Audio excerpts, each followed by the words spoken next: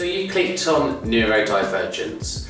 So let's start off by explaining what neurodivergents are. So neurodivergents are generally a from birth condition.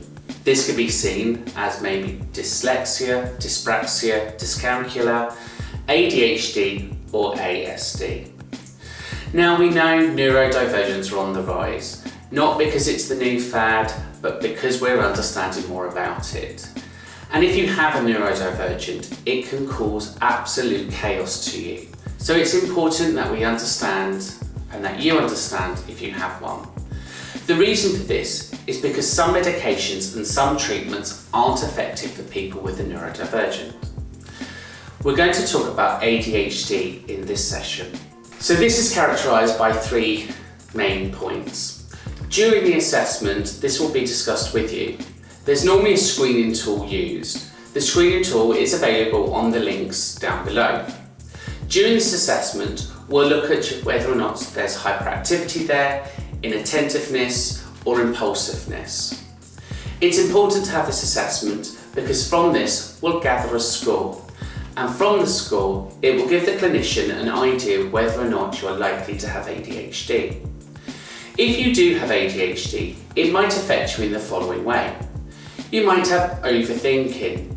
This means you just can't turn your mind off. You might have spiraling thoughts.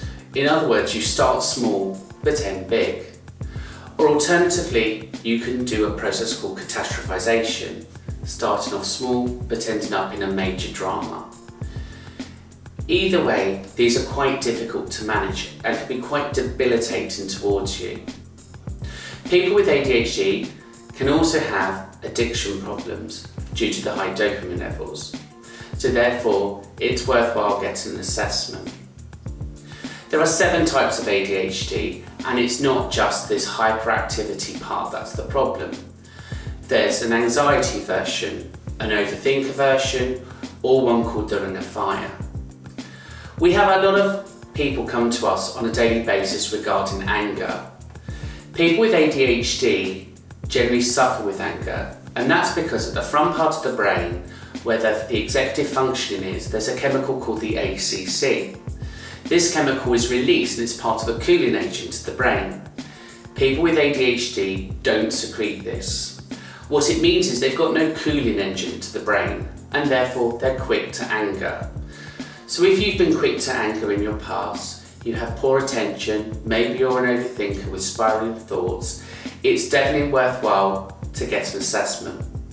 And that's because if you do have ADHD, common mental health medications such as antidepressants don't necessarily work.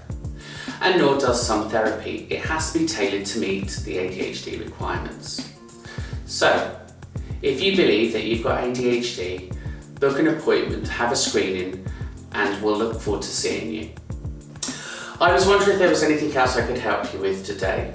If there is, please go back to the homepage and click on the relevant links.